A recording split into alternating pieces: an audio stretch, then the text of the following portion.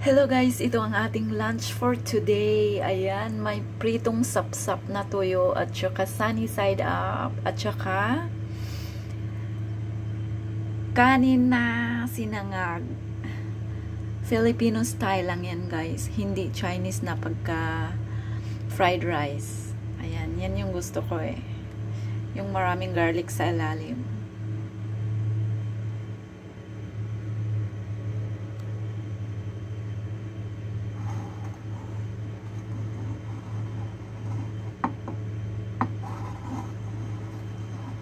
Ayan, perfect. May suka ako mamaya.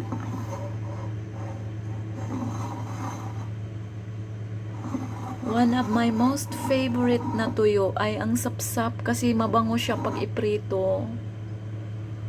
So, ayan. See, ang sarap niya talaga.